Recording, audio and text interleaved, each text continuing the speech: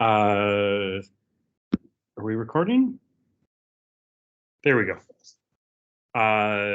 Take one, sorry, take two. The Heights, formerly known as Hillcrest Sustainability Workgroup meeting number 4. Welcome everyone who is not here in person on this call.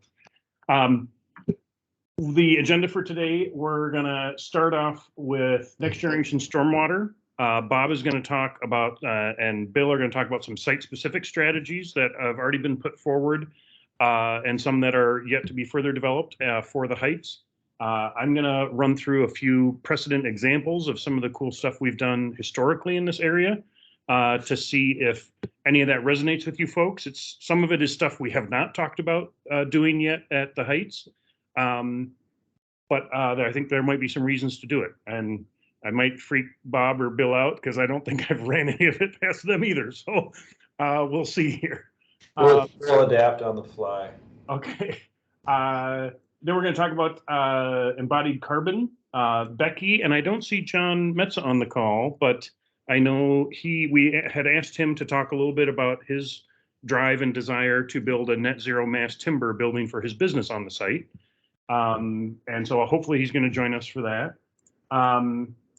People wanted to talk about workforce, and so we've got a few slides and some sort of a preview of something that is just going out to be vetted on our new workforce agreements. And then we'll talk about next steps as we wrap up here. So with that said, I'm going to start sharing this deck, if it's on the right screen. Yes.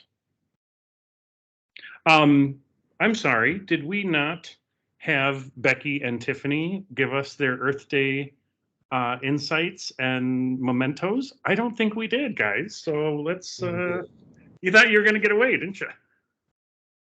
Oh, you noticed. Yeah. Okay, I'll go next. On Earth Day, every day, really, it's really easy to get super fired up when you think about how many things go wrong, have gone wrong, might go wrong. But it helps to think about how many things have been fixed.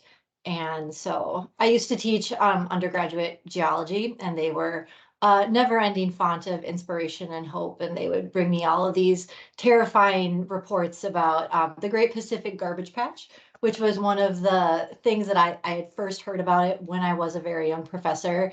And one of my 18-year-old students brought it to my attention. Freaking horrifying. But then the next person did a report on the ozone layer and how it's like, we changed our policies and we fixed it. Like there was a recognizable, measurable success based on policy changes. The Ohio River used to be on fire and it's not anymore. And you can almost like stick your feet in it now. It's that clean. So progress is being made, and it's really encouraging to participate in a group of people who take it so seriously and just to recognize the power of policy changes. Thank you for that perspective, Tiffany. Becky? Yeah, I'm in a similar boat to many of you, where I'm seeing today and thinking today about a lot of things that we've lost over the years. The Google, if you've done any Googling today or seen comparisons from 5 years ago or 10 years ago or 20 years ago to where we are now and some of these natural resources, and it's pretty depressing. So I keep looking over to our team's vision at LHB is really inspirational about designing regenerative communities, and remembering that I work every day towards that is what I'm thinking about today. Well, you are a rock star, and I really appreciate your assistance on this journey we've been on here, Becky. So now, are you guys seeing this slide deck, the Heights Sustainability Workgroup, right? Mm-hmm. Okay. Agenda. We walked through Lead for Communities in meetings 2 and 3. We asked you at the end of last meeting, what is beyond LEAD that you wanted to talk about? And the answers were next gen stormwater, embodied carbon, and workforce strategies. So I'm gonna let Bob start and go through the site specific stuff for the Heights, and then I'll show you some stuff we've done historically that might be in play here. Bob, do you wanna, I can flip through these slides for you. I think these are, this was the information you sent over, I think reformatted into this deck here though. So Okay. if it looks different, I think it's still your work. Still Yeah, my this work. first one is actually just from the master plan.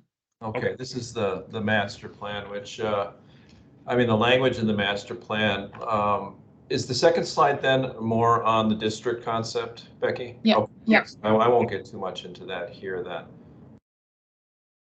So master plan language, we talk about this a lot, treat stormwater as a resource, maximize its benefits, but really in reality, what this means is we use it as a visual element as well as a practical regulatory treatment type element. And, you know, Bill and I actually just had a meeting on some of the design concepts we're trying to implement, and we do think about that, right? Because one of the aspects of this is that it's very practical, though expensive, to use underground storage, particularly in a heavily graded site like this. And yet we do want to tend to pull back from that, and we want to put some of the stormwater matches, actually as much as we can, on the surface. We have obtained various values from that, both biologic and a higher level of treatment, so to speak. So that's really what the master plan was getting at when they're talking about light touch. What are the aesthetic components of stormwater? There are aesthetic components even in hardscape. So, you know, a lot of people react well to hardscape elements that come into the stormwater system. So if we're doing a rain garden, we have some stonework within that, or a carved weir. Things like that, I think people really react to nicely. They are expensive, but it's incumbent on us to integrate that into the landscape. Economies of scale, I think those really occur when we're using landscape and stormwater in the same aspect, right? That we have a certain amount of landscape that needs to be brought into the development and naturalized. To the extent we can marry that with stormwater, we've saved on land space. And do it in a way that both aspects of both values are brought forward, that we're not overwhelming a landscape, for instance, with stormwater, over flooding, killing vegetation, things like that. So we have to be thoughtful on that. And then yet to be done or yet to be totally quantified, really encouraging, mandating and encouraging. I think there's two aspects to this. One, in the mandate realm, we have to be very clear that building owners, we're going to want them to drain their buildings out onto the surface. You know, the typical, almost all our builders want to interior drain buildings, and we're going to, want to maybe do that where it has to be done, but in a lot of ways encourage buildings to be drained onto the surface and then taking that water away from the building. And then to the extent they can't, maybe thinking about how we reuse that water for irrigation. This is one where we've got two competing sustainability goals or strategies. One being maximizing rooftop solar and putting a really maximal amount of solar up there versus doing green roofs or other rooftop treatment type ideas. So yeah, we'll do it where we can do it, but I think in terms of pulling the biggest lever on climate, we need to get as much renewables on site on these rooftops as possible. So there's a little bit of tension there. Yeah, and I think green roofs are very, very expensive, and to the extent you can find space within your site, other areas of your site, you've saved yourself money. You can capture the same sort of benefits. Yeah. Bob, do you want to? Oh, I wasn't sure the map. I don't know that folks are familiar with the concept. The schematic. So explain the schematic in a minute or less. It's like a game show. I'll try.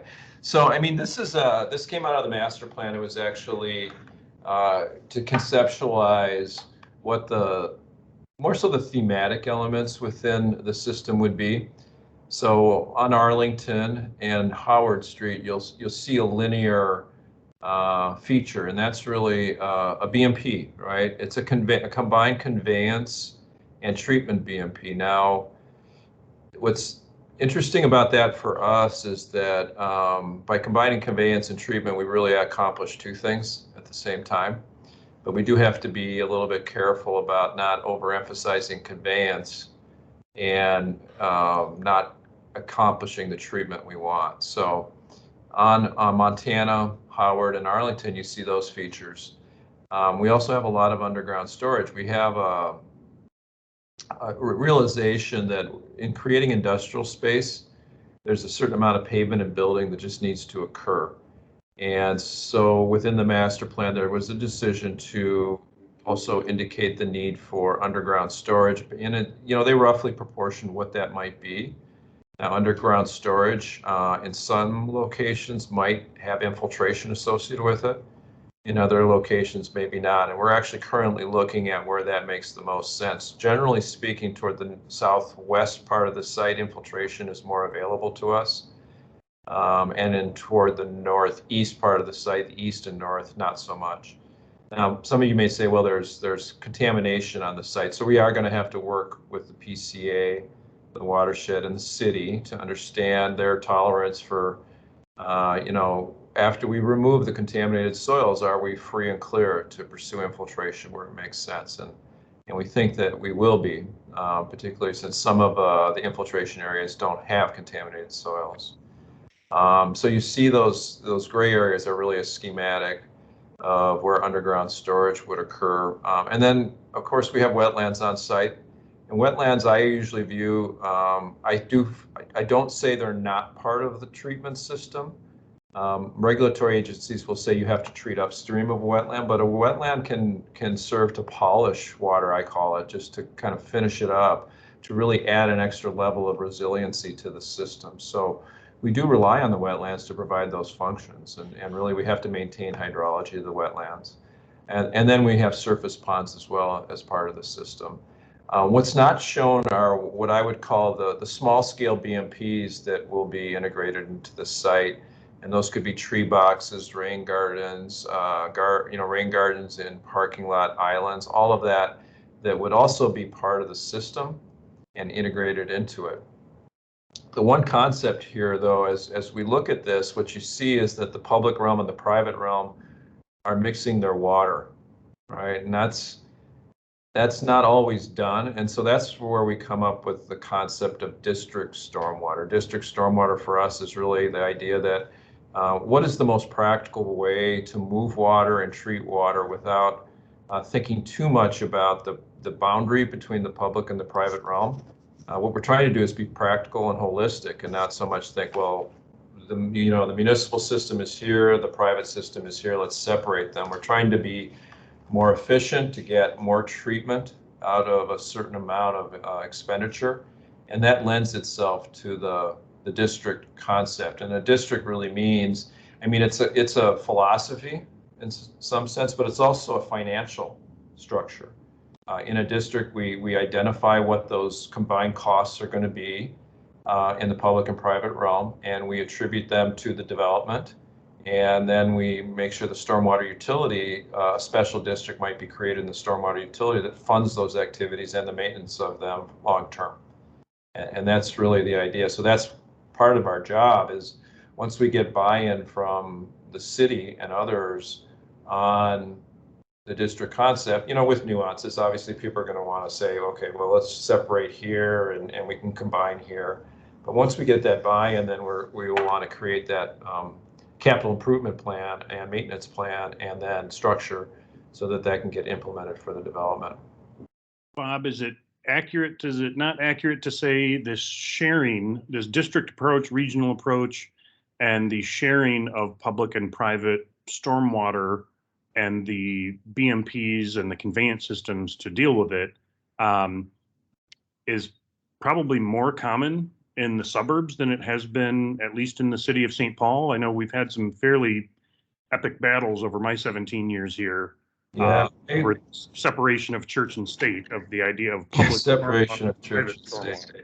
Yeah, it's actually even a little slightly difficult in some of the suburbs. So yeah, certainly it's been, I don't know if it's controversial. It's been a source of debate in both Minneapolis and St. Paul projects I've worked. And sometimes projects are small scale, so the debate doesn't even occur, right? If you have a small scale project, you're private, and that you have to achieve a certain level of treatment by the time you connect into the municipal system. Here, we're a little bit jumbling up those definitions a little bit, so it's a little bit unique that way. But it is this, I would say there are certain suburbs maybe that are completely integrated, private and public. And then there are certain suburbs that have a little bit of that distinction, but certainly Minneapolis and St. Paul have maintained a fairly strict definition of the boundary between the public and the private realm on stormwater. And Russ's comment in the chat here is very appropriate. We were very involved in the cleanup at Allianz Field, and since we were in the dirt and dealing with pipes, we were also involved in the reuse system there. 6.2 some million dollars all in. Yeah. We'll reuse for irrigation about 600,000 gallons for the entire super block a year. It really, those two projects, Highland Bridge and Allianz Field, are what led to the creation of the city's green infrastructure district, which is what allows, to Bob's point, allows the city to assess for these green infrastructure components that Russ and his colleague now has left the city, but Wes Saunders Pierce, some of you may know, Russ and him were really instrumental in driving those policy changes that I think maybe it was Becky or someone mentioned in their intro that those policy changes do have real world impacts. And so we're excited to have the tool of a green infrastructure district to implement at the Heights here. Yeah. Should I keep on to the next slide then, Becky? So we'll talk a little, just a couple minutes about the practices. And every engineer comes at this, they have a preference for certain practices. We try to be open-minded on it. Obviously, there are large-scale underground storage on industrial sites. That's a very practical way of going about it. At the small scale, we'd have tree boxes and rain gardens. That's a little bit more of the aesthetic, though there are treatment aspects to it. Permeable pavements are one that get to be a little tricky. And this is sometimes where the meeting of the minds, I think we kind of align with Public Works on this a little bit, that we haven't had a great record of using them in the public, in the highly trafficked right of way, and anywhere where we have a lot of turning movements. They tend to degrade and perform poorly, but there's a place for them in other areas where we might not have a lot of turning movements, not a lot of traffic, and certainly in plazas and public spaces where it's all pedestrian and bike traffic. So there's a place for them, and I think what you'll see in our designs as they come forward is that we're not putting them in I mean, we have an industrial development where we're going to have a lot of trucks running. We're probably not going to be seeing a lot of permeable pavement on the roadways, but we would be seeing it and looking for it in many, many other areas. Ponds are always a big part. You know, they provide aesthetic benefits, you know, habitat benefits, and really are a very efficient way to accomplish our flood control, which is also important here. Obviously, we have a neighborhood that we're living in, you know, existing neighborhood. We've had a golf course, and now we don't. Now we have 72 acres of pavement or something like that. That's an issue that needs to be addressed, and ponds and the underground storage are the way we control the flood control. And when you talk about resiliency, you know, we're using Atlas 14, which is NOAA's update to the flood control standards. To some extent, that's already resilient, right? It reflects rainfall that's been occurring the last 20 years. But, you know, we have redundant systems, and we've talked about this even among ourselves, that we have a flood control system that'll store up to 7 inches of water, or a 7-inch rainfall. I don't know, Bill, what is it, 7.4 in St. Paul, something like that. So that's a fairly substantial rainfall. But then we have a water quality system that's also in there that has additional storage. We have a conveyance system that has storage. We have parking lots. So there's a lot of built-in resilience into the system when we have to be very careful about how we allow that built-in resilience to be tapped into. And I'll just give you one example.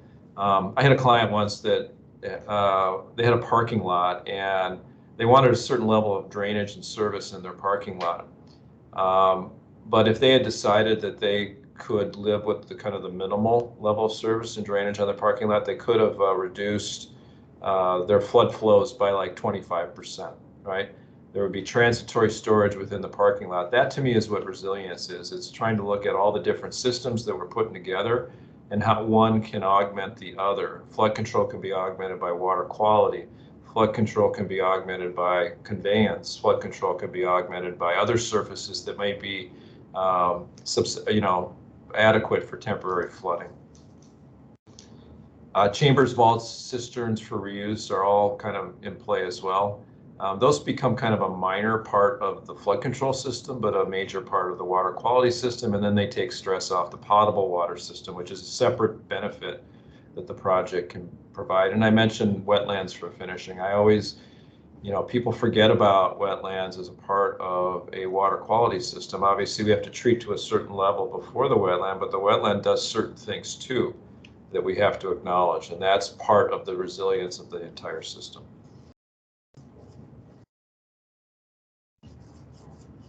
So permeable surfaces, I think, and I think of this more broadly. So we have pavements that we can make permeable, right? But the easiest way and the best way to me to tap into permeable surfaces is to disconnect those surfaces that aren't permeable. Right? So we have parking lots. We have roofs. We have a lot of different surfaces that we're going to be building, many of which will not be permeable. They'll be regular hard surface concrete or pavement. To the extent we can detach them, meaning they don't go necessarily to a catch basin and immediately into a storm pipe. Detaching means that we're taking small little drainage areas and we're running them off into a boulevard. It could be turf. We've used hybrid fescue little areas for this. It could be rain gardens. There's a lot of different ways of doing it, but one of the things that we think about when we think about permeable surfaces isn't just permeable pavement, though. It's using the 30% permeable surface that we're going to have out there anyway, right? We're 72% or whatever paved. We're 30% or 28% unpaved.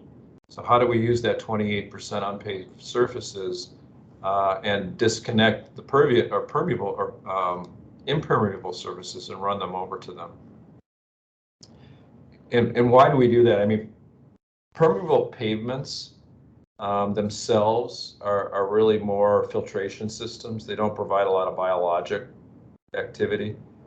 They don't allow for evapotranspiration and other sorts of effects that, while we don't quantify those necessarily, we know they exist, right? And we know that we want to promote them. So the idea of the disconnected impervious is now we're tapping into these other elements that really just improve the level and quality of the treatment that we're getting out of the overall development.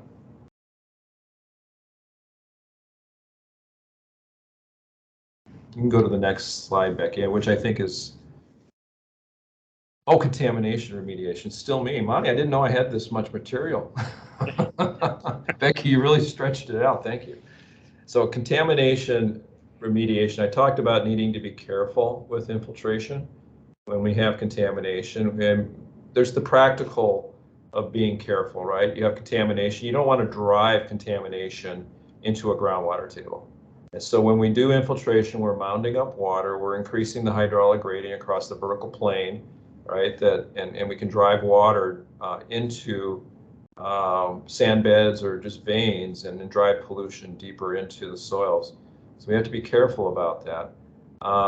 When we can't infiltrate because of contamination, we actually have an augmented water quality standard that we have to achieve by Ramsey Metro Washington Watershed District standards. So when you can't achieve infiltration, you have to just provide more retention, more volume for treatment. So that in areas where we can't infiltrate, we'll have to do that. But that said, we are stripping all the contaminated soil. So we are able, most of the sites I work with, we can't get at all the contaminated soil, right? It's deeper down or it's in the groundwater. We're dealing with a plume. So we're stuck, we can't infiltrate. But here we have access to all the contaminated soil, right? It's all at near surface. It's all in the, the fairways and the greens and the tee boxes.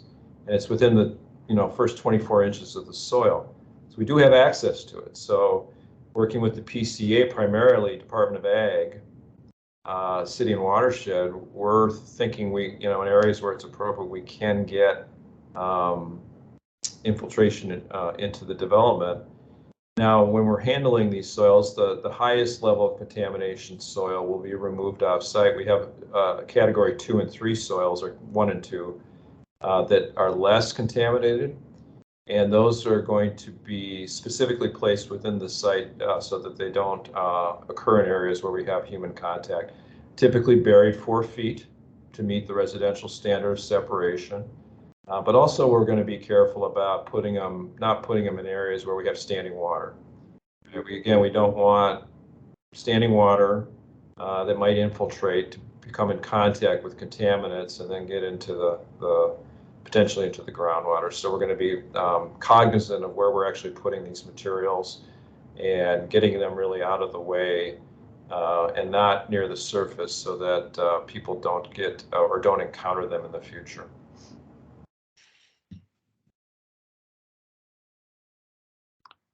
Bob, this resilience and adaptation, slide, I think jives nicely with Chelsea's comment in the comments here, wanting to hear about strategies for drought resilience. So if you or Bill, while you're going through this slide, can be thinking about that in the back of your brain, I think that would be great. Hey, Jess, thanks for joining us. Thanks for having me. So resilience and adaptation, in terms of flood prevention, our standard is known as Atlas 14. Now, your guess is as good as mine as whether it's getting rainier over the period of record that Atlas 14 is based on, but it is a 7.4-inch flood event, and has proven to be robust. Bill and I have had probably, Bill, 5 years of experience now applying the standard. So we've seen some of the infrastructure built that we've used to design to this standard, and so far so good, right? We used to design to the 6-inch event. Some areas of the metro was 5.7 inches. So it is quite a bit more robust. So that resiliency is there. The other thing I was just going to say, Bob, we could add in, flood protection in where we put flood storage areas or define flood storage areas is a component of resilience. But another component of resilience is just in best practice of site design, right? We're looking for events to convey that design flood event, but we're also looking for emergency overflows. We're looking for resilient aspects of the design. How do we route stormwater that's in excess of the 100-year event? And is there adequate capacity to convey that into areas that it's not going to impact structures, or, is there a reasonable depth of, that those large flows would build up to in critical access routes and things like that. All those things go into good site design. So even though you have a design flood event, and this carried true even to some extent into the previous flood event, and that's we moved into Atlas 14, by good site design of providing these emergency overflow routing, we found in some cases that even though the design storm event increased by 25%, we started utilizing those emergency overflows, but we still weren't impacting necessarily structures in many cases because we'd been mindful about, this is a design storm event. It doesn't mean that we're not going to get more rain than that. Those things happen. We do have those large storm events that exceed even the 1% chance event. So that's how we look at building resilience into a design, so that down the road, if Atlas 14 gets exceeded, we have some thought put into that. Thanks, Bill. Additionally, I talked about this. We have in certain areas where we can't infiltrate, we'll have an augmented water quality volume standard, which adds a little bit of additional resiliency to our storage and flood control protection. This is one that doesn't often get considered, but one of the things that we feel is important is having a lot of shallow vegetated overland conveyance in these occasional areas that take water. By just disconnecting impervious or routing it to some extent through overland conveyance that's vegetated, we slow it down quite a bit. I mean, the velocity we see in a pipe can be 5 or 6 feet per second. The velocity we get in a well-designed overland channel can be 1 or 2, and that really significantly changes how water moves through a site. And it's called attenuation. But when you attenuate, basically you flatten out the flood hydrograph and you spread it out over time, and that's important. It's really surges that hurt people and structures. It's not overall volume so much as it is how much, like Houston, 54 inches in whatever it was, 6 hours. That's the problem. 54 inches over 3 days, maybe it's quite a bit different. Well, that'd still be a problem, but you get my point. Yeah. So the idea of slowing water down and how we do that, and one of the best ways is not only the overland conveyance, tree canopy is another one. Now, this site is difficult in trying to create the pads we need for industrial, but we'll be planting trees, and to the extent that we establish and rely on tree canopy, the interception of tree canopy can be, a tenth, 2/10 of an inch in some rainfall. So it's significant. And as you can plant a tree canopy that can cover your site, you do two things. You intercept rainfall, but you're also, toward drought resiliency, you are creating a situation for turf and other plants where they are a little bit more resilient. You don't have the baking sun on them, and you don't lose soil moisture as quickly as you would when you don't have a tree canopy. And I think when I think of drought resiliency too, I think of vegetation choice as being important. Irrigated turf grass, a little difficult, right? And I don't find that to be a resilient practice. To the extent we can have more robust vegetation, I think we provide a little more drought resiliency. And then to the extent we can recycle water, we do that as well. And another aspect of this, and what will be important, is good housekeeping. Good housekeeping covers a number of different practices, but it's really how owners treat their sites, right? And we know when we drive by sites that are well kept, we know what we're looking at, and you can tell when owners don't keep their sites in good order. It starts with picking up trash, but it includes sweeping, a periodic and regular sweeping. If they do have permeable pavements, there's special equipment that probably we would ask them to purchase or would be available to them for vacuuming the permeable pavements or sweeping those. We would have maintenance agreements with any private BMPs. Those maintenance agreements would extend to vegetation maintenance and items like that. And that will help with any, just in terms of overall water absorption and being, if good maintained vegetation will improve the resiliency of the entire development. Bob, I was going to add in too on good housekeeping, some of the design elements that go into this. We can make the most resilient and all of the most innovative. We can apply all these great ideas, innovative BMP or, treatment devices and habitats into a design concept, but there's got to be a maintenance consideration that's put into how do we get to access to do maintenance. Like if we put something underground, are we putting the appropriate number of clean out structures or access points? Can somebody get in and maintain it to continue? Because spending all this money on infrastructure that only lasts 5 years and then becomes ineffective, and it doesn't achieve anybody's goals. And so using that O&M lens and kind of asking those questions of the crews who are out there maintaining them, how can we design this differently or better, or use, how they're actually going to be effective at keeping these things operating in mind is important. Thanks, guys. I'm going to fly through a couple of case studies here. Let me just open them up. And Monty, I'd say we are running a little bit behind, so if you want to speed through on. I will be quick. 2 different projects, our Beacon Bluff project and giant utility scale system, and then an industrial scale system at our Midway project. I haven't done this slide for a little bit, but this was a presentation I did for the National Association of Environmental Professionals in Honolulu in 2015. Beacon Bluff was our last 10-year large-scale redevelopment project, 1,000 jobs on 61 acres. This is the site we're going to drill into right here. There's some old 3M buildings, and a contaminated foundry was buried under these old 3M buildings we had to clean up.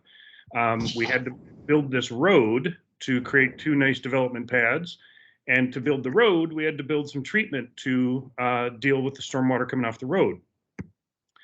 Well, what we realized was, after we got into this, right about where that treatment wanted to be was the creek bed of the old Phelan Creek that was eventually buried and put into a brick tunnel that drains right into Sweet Hollow Park and then right into the river.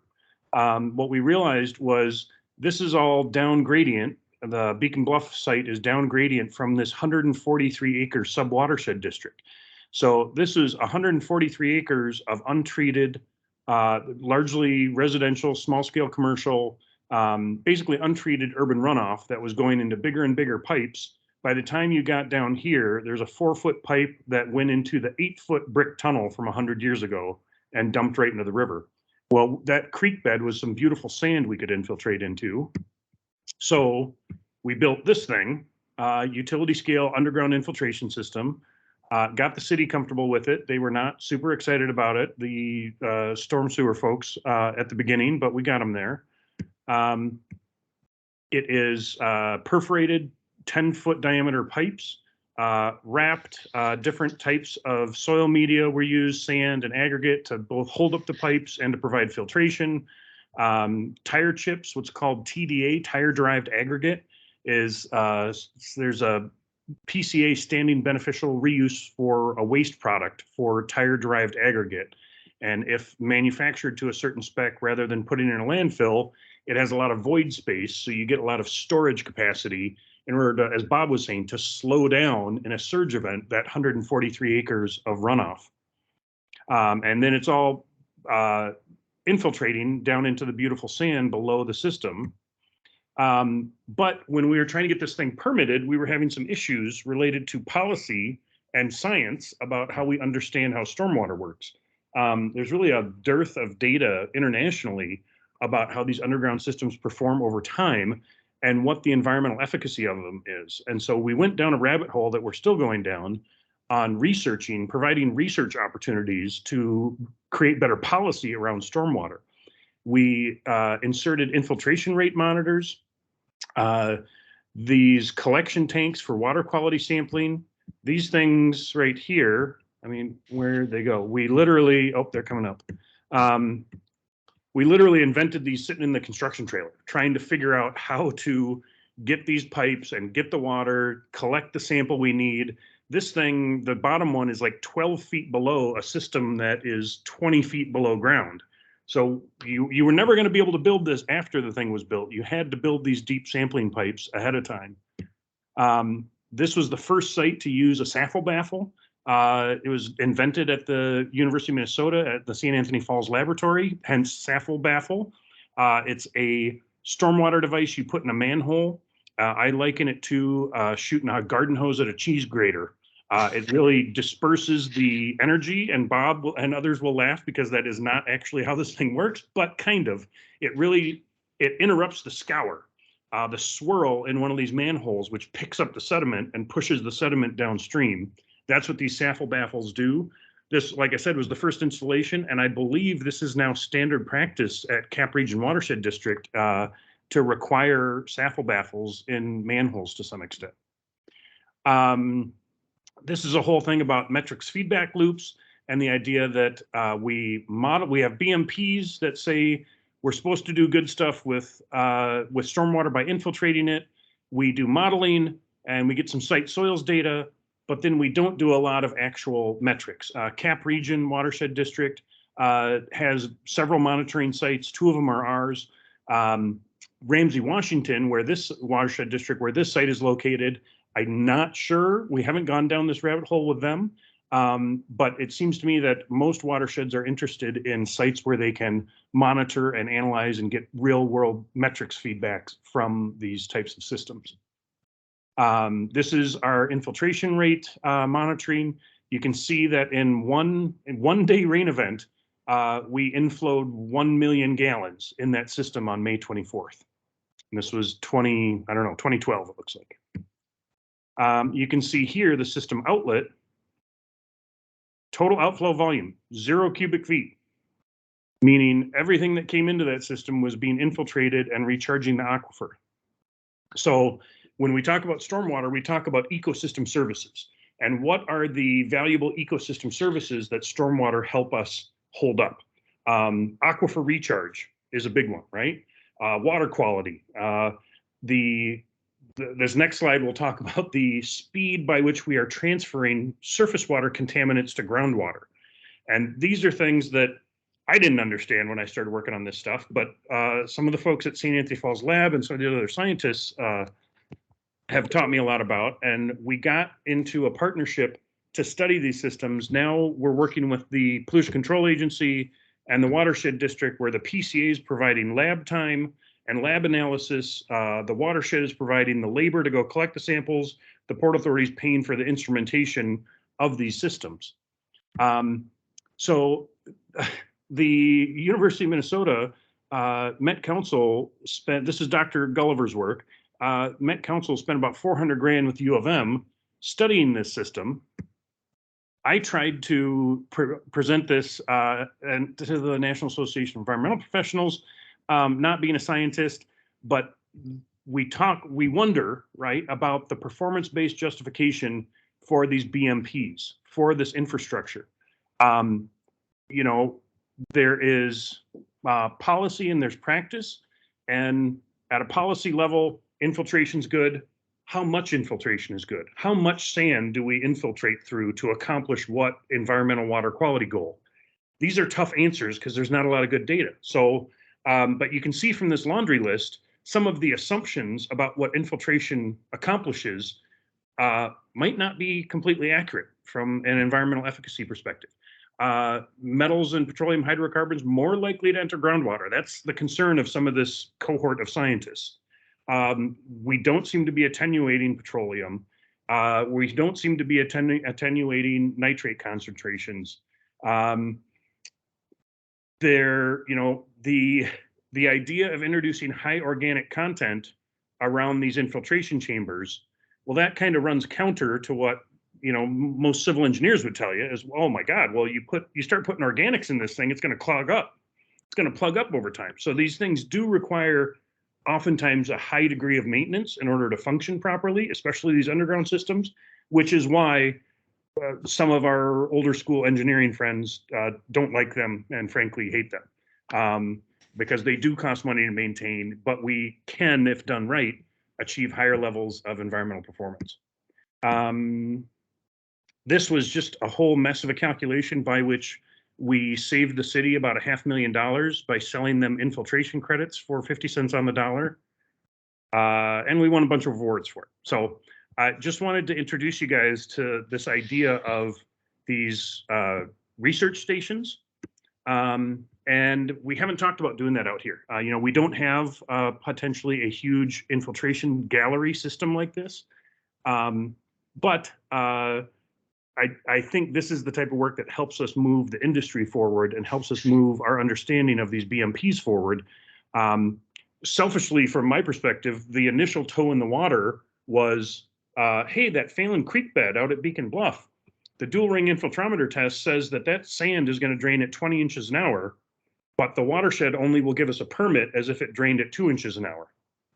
So are we building that huge system? You saw that tiny little person standing on that huge system. Are we building that system 10 times larger than it needs to be? I mean, talk about resilience and redundancy. That seems a little ridiculous. But you would ask the watershed, we did ask the watershed back in 2014 or 2010, whenever it was, well, how come only 2 inches an hour? Well, because there's not enough data. We don't know how this thing's going to function in 10 or 20 years. So we're going to be conservative and give you a permit for 2 inches an hour, not 20 inches an hour. So just want to put that on the table if folks are interested. There's a whole another world of science that this site could participate in. And I think it's at least worth approaching the watershed district, Ramsey, Washington, who I'm less familiar with, about some of these ideas and seeing how game they are. But I know from experience, Cap Region was all over doing this kind of stuff. And now I'll switch back and we're going to stop.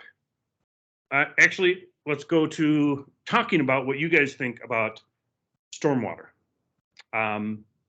And doesn't have to be technical, but you know, down here, oops, did I lose that share? I think I did. 1 second, coming back.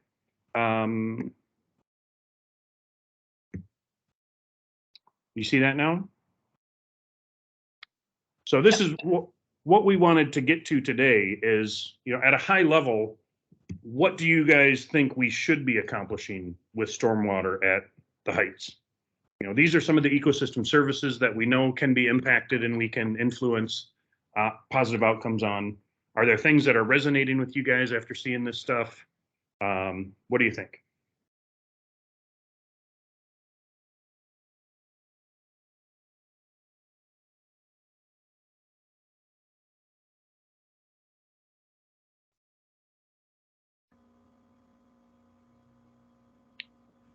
Chelsea? Hi.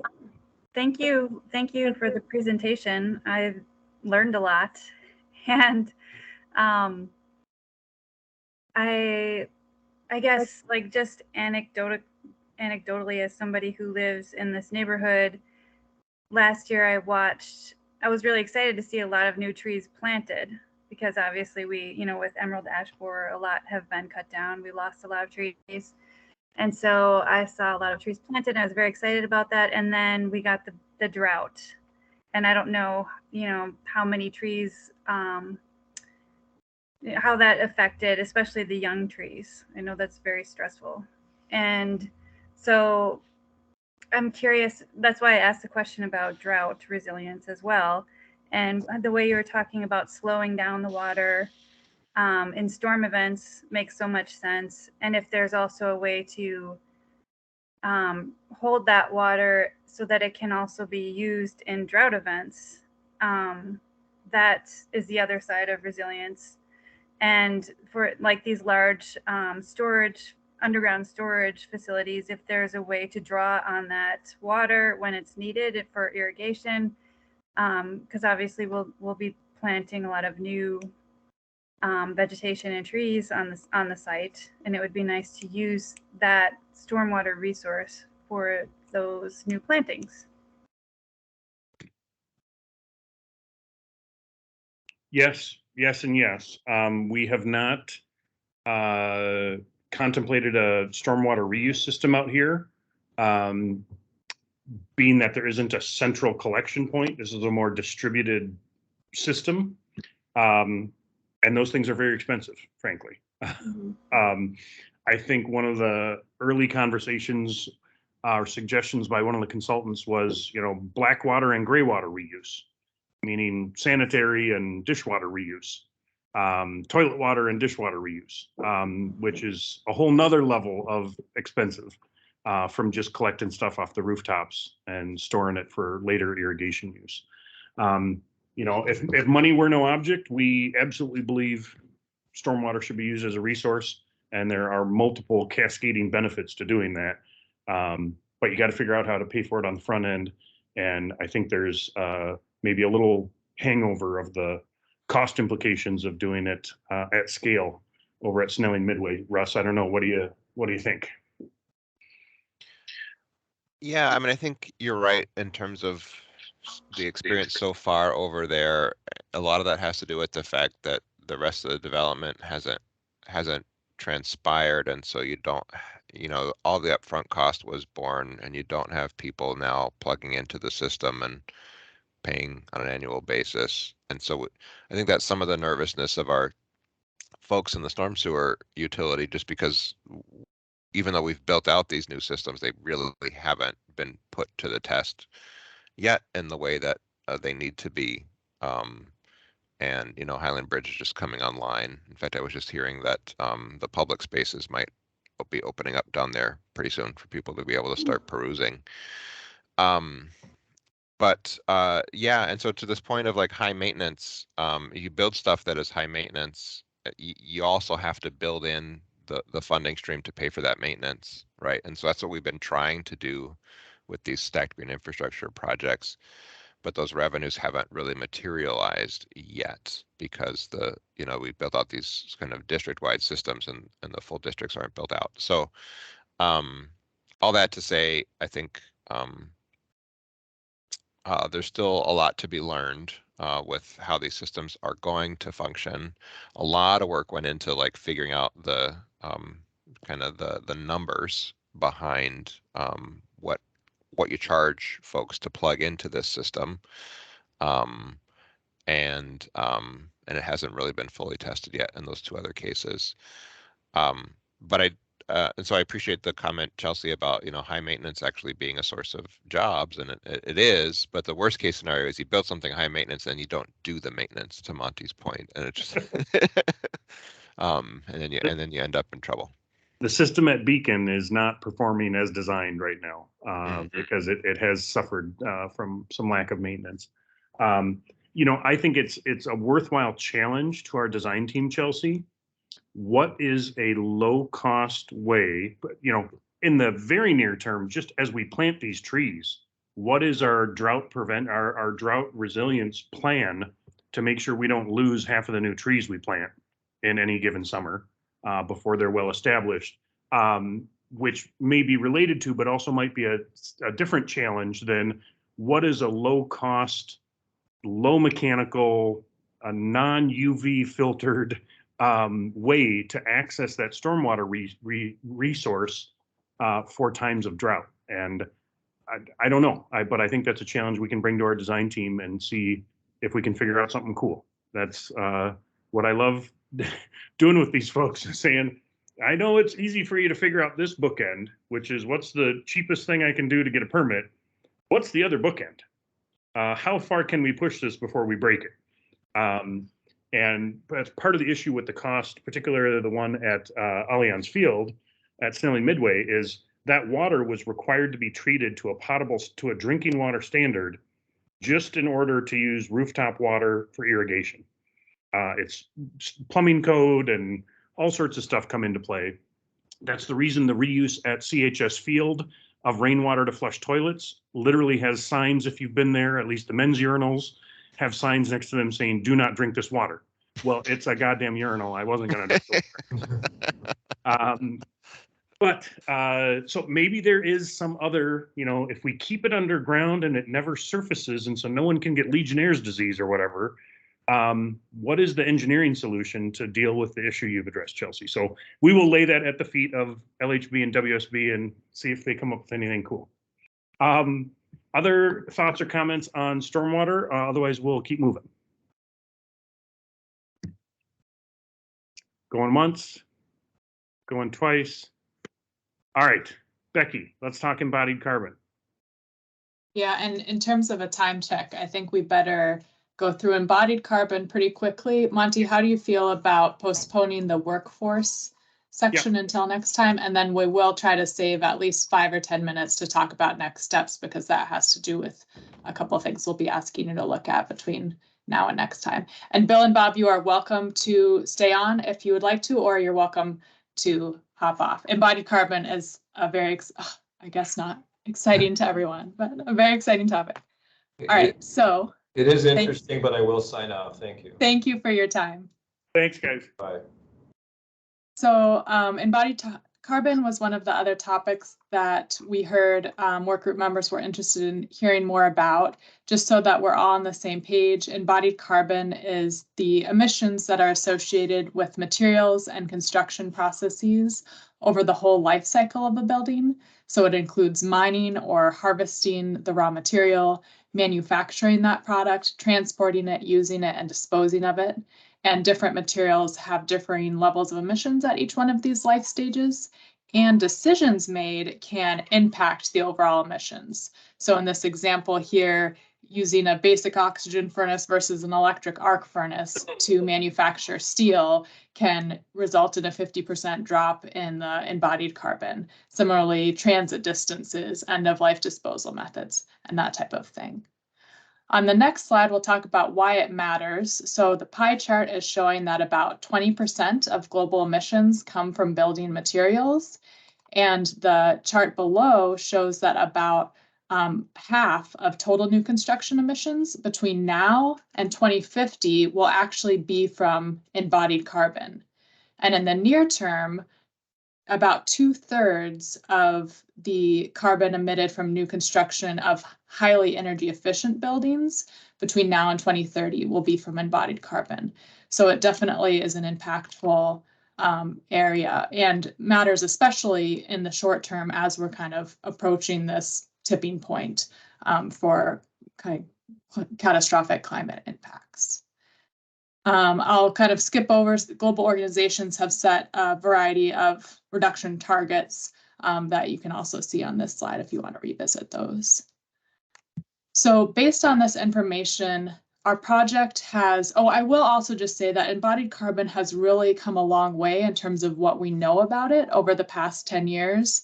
And so there are now many more strategies and tools for quantifying embodied carbon and reducing embodied carbon, but it's definitely an area that's still ripe for innovation and kind of ongoing development. And so that's kind of informed the goals for this project. The first one of which is to quantify the community's embodied carbon impact.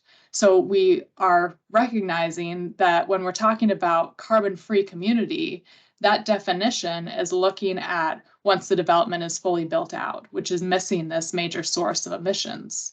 So we want to be able to quantify this so that it can become part of that narrative. We also are looking to raise awareness of this topic on every project to help move the industry forward in addressing embodied carbon, along with capturing any low-hanging fruit that is accessible across the development for easy, low-cost strategies to reduce embodied carbon. In addition to that, we're hoping to make meaningful reductions in high-impact areas, so looking at the building types and systems that have the biggest impact on embodied carbon emissions. And then ideally, we'd like to include at least one demonstration project that can really inspire and inform future change. And this is where hopefully at some point, John Metza will be able to share some of his ideas about this. Becky, I will add, I had a conversation earlier this week with a gentleman from Semstone, and they have some ideas and I think are interested in a pilot project here. And we had a long talk about Portland cement and a 50% reduction in embodied carbon based on the cement mix and the inclusion of fly ash or not, et cetera, et cetera. But these industries are starting to get smarter because people are starting to spec these type of LCAs, these type of life cycle analysis into their building projects. And we will, at this point, we do have sustainability covenants, and maybe we're going to get there, Becky, that talk about requiring an embodied carbon analysis for these buildings. Mm-hmm. Yeah, so I'll quickly address some of the areas of biggest impact. In general, materials like concrete, steel, aluminum, plastics, foam, refrigerants, and even some interior materials like carpet and gypsum board. There's opportunity in each of those. In terms of building systems, the structure and exterior enclosure, so the two darkest gray bars in that bar graph at the bottom of each bar, have a larger initial impact than interior finishes and building systems. I will note that as those interior finishes and systems components get replaced over time, they do have additional embodied carbon 5, 10, 15, 20 years into the life of the building. So they do add up over time. It's just not as big of an initial impact. And then just in terms of building types, heavier buildings typically have higher embodied carbon intensity than lighter buildings. So there are strategies to address this, and a recent report from the Rocky Mountain Institute found savings possible of 24 to 46% at cost premiums of less than 1%. So a couple big picture strategies: build less, reuse more. The biggest opportunity for the Heights, which is new development for that, is designing for disassembly. Another strategy is to build lighter and smarter. So this bottom image is a prefabricated modular housing approach, which can really reduce construction waste. The top image shows using life cycle analysis to optimize the building envelope in this case. So the design team was able to greatly reduce the embodied carbon while maintaining other design criteria like appearance and insulation value.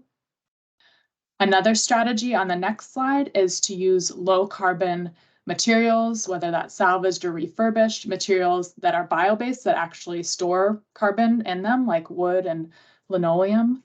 The graph of insulation is showing the difference between using an extruded polystyrene at the top for building insulation versus some of those bio-based materials at the bottom that actually are storing carbon. So switching even just from extruded polystyrene to a mineral wool insulation can make a big difference.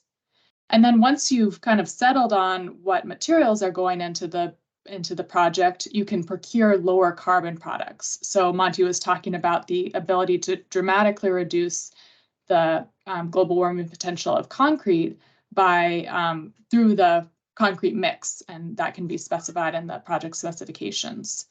Environmental product declarations can be used to identify lower carbon facilities. So remembering the difference between that, the two types of furnaces to process steel, and those EPDs and global warming potential limits can be incorporated into project specifications at a relatively low or no cost to the project. So looking at how this is integrated into the Heights currently, the master plan calls for the project to model embodied carbon for all construction and use materials and techniques that lower it to the greatest extent feasible. The way this is incorporated into the covenants, the draft covenants, is that buildings other than single-family homes will need to conduct a life cycle assessment of the structure and enclosure, which remember were the biggest components of embodied carbon, and then evaluate the feasibility of reducing global warming potential by 5 to 10%. And this is based on language and methodologies from LEED's Building Life Cycle Impact Reduction Credit. The idea would be that with this assessment, plus during design team meetings with the port, some education and providing resources about those low-hanging fruit and high-impact strategies, that we'd be able, developers would be on board to make a difference in this area. So the next slide shows kind of that approach of requiring assessment and evaluating reduction potential, encouraging high impact and low cost strategies through education. And just a reminder that we're currently focused, the covenants are focused on the structure and enclosure rather than mechanical, electrical, or interiors, although those topics could certainly also be raised in the design team meetings. So if we could just take a couple minutes at this point to hear any immediate feedback on your thoughts to our approach on embodied carbon at the building scale. I know it was a lot very fast, so you can also take some time and get back to us via email. But any initial thoughts?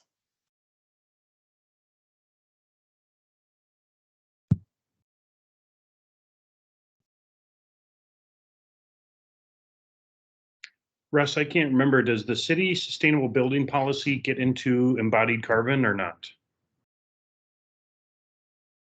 I don't believe it does, Monty, yet. I couldn't. think this came up briefly in some conversation recently, but I think we're maybe due for another update soon.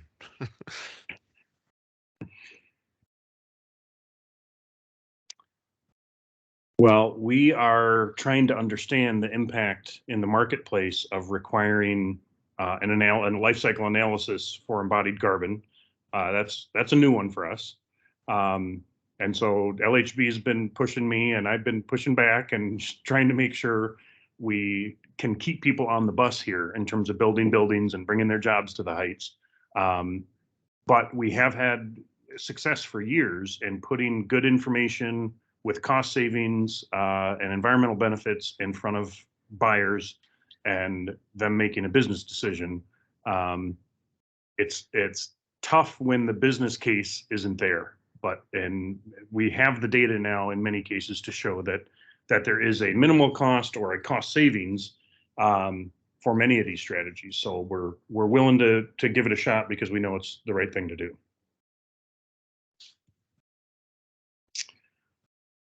Should we keep rolling, Becky? Yeah, I think we can. Oh, this is going to be John's slide. I can just tell you because there was a note on one of the other slides about sustainable sourcing sustainable wood. And John Metza, who's on this work group, and is a business owner in the area, he wants to build a building at the site. You've probably heard him say. We helped sponsor a grant application. The Sustainable Forestry Initiative wrote a grant to USDA to hopefully, and part of it was to the port's obligation or responsibility in that grant application is we said we would encourage mass timber with our covenants, specifying it as an eligible and preferred material for construction, et cetera. And John Metza was in that grant application because hopefully, I can't remember if it was a couple $100,000 or something, would actually help pay for the cost differential for him to build a mass timber net zero building on site. So we haven't heard back about it, I'm sure yet. I'm sure I would have heard about it if we did get the grant, or if we didn't for that matter. And Sustainable Forestry Initiative, you may know, is kind of the industry's attempt to keep up with the Forest Stewardship Council, who are the more activist advocate types. But I do know the person at Sustainable Forestry Initiative, Annie Perkins. I've been on the U.S. Green Building Council board with her for years. She was at Anderson Windows before that and has done great work in the sustainability field. So at least I know she's not a shill for the industry, but they are trying to make progress in this low carbon mass timber construction. I was at a meeting over at T3 in Minneapolis the other day, and it just is such a warm, beautifully aesthetic material. It does such great things with carbon. It'd be great to see more of it. Workforce, we're going to skip for this meeting. And next steps, this is what we wanted to talk about before we wrapped up here today, right? Yeah. Why don't I start, Becky, and you remind me if I forget something. Sounds good. So we were having a discussion about what the work product of this group would be. And we're hoping that we can get to a point by the end of these sessions to have a set of consensus recommendations. Maybe it's a short 2-page memo that, looking around the work group, everyone can nod their head and agree with and live with, that documents this group's top sustainability priorities, the things that you really like and want to endorse or support that we're doing, and also areas that you think we need to go further on, or areas that you have concern that you don't think are being addressed that you would like us to address. And we will obviously take those things seriously and do our darndest to make them happen. The timeline for this,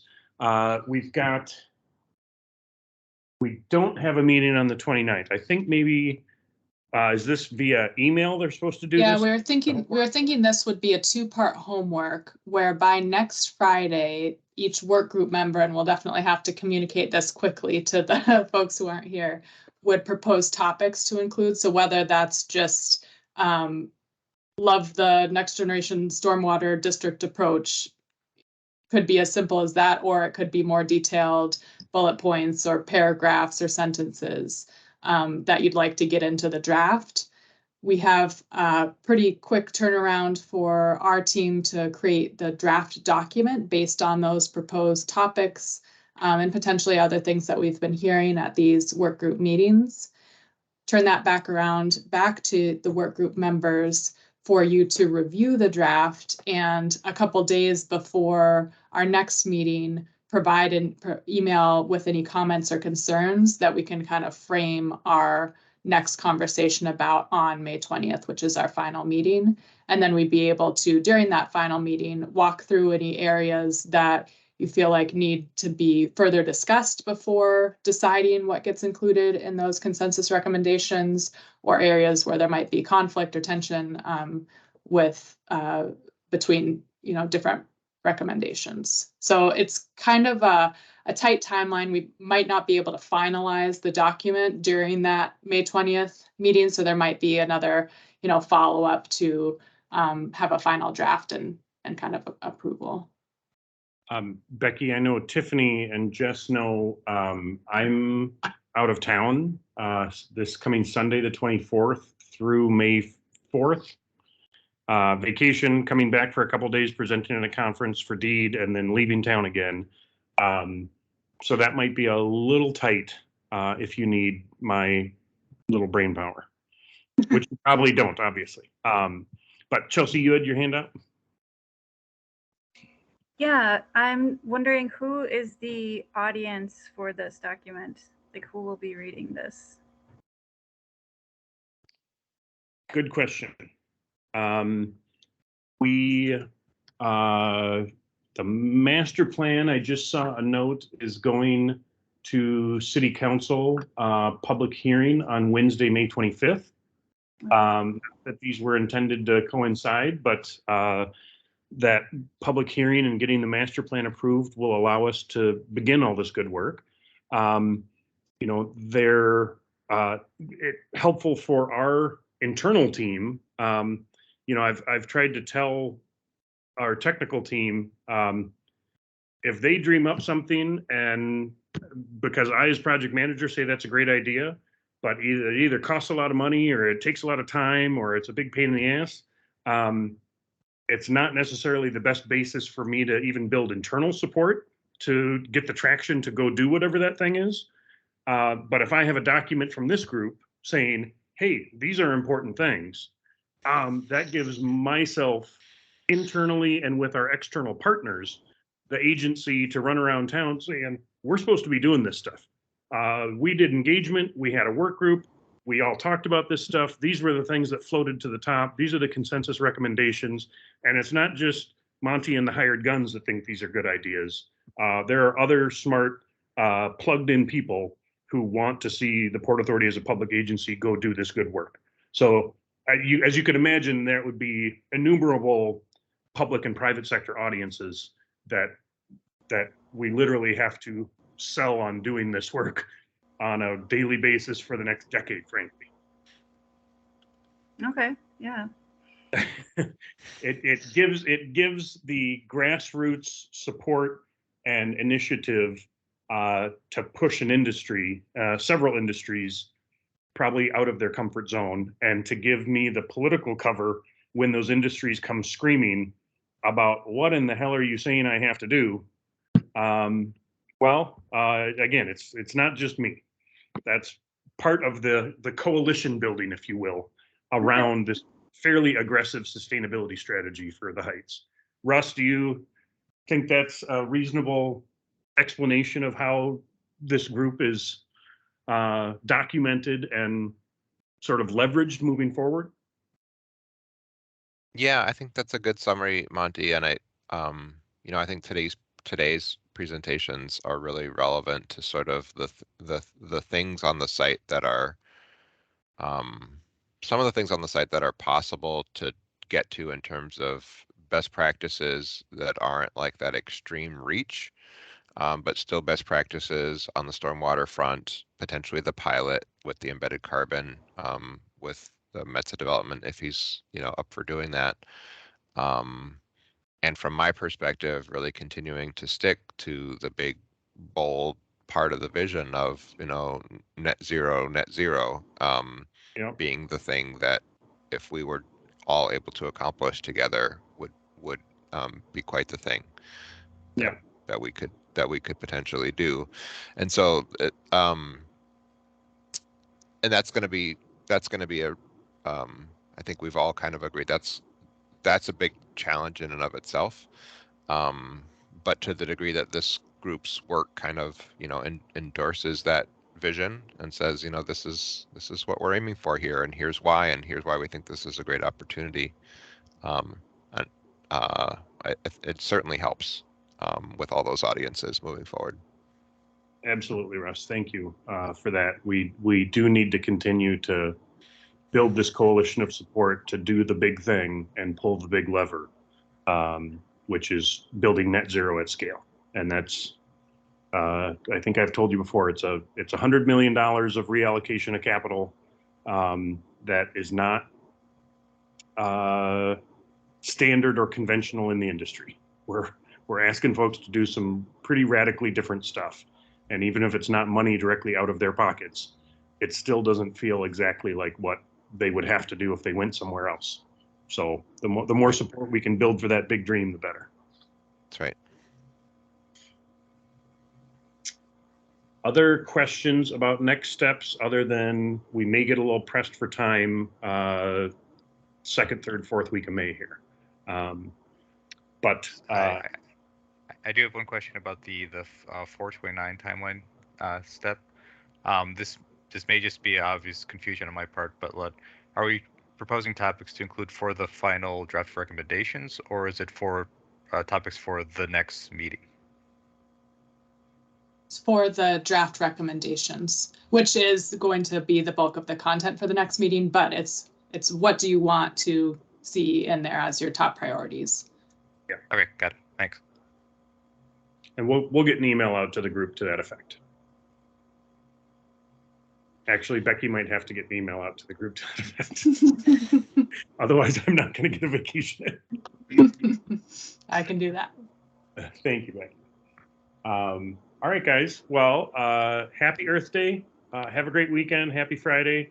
Thank you for your time and attention to some of our most pressing concerns. Thank you all. Thank you. Happy Earth Day. Happy Earth Day, everybody. Happy Earth Day all.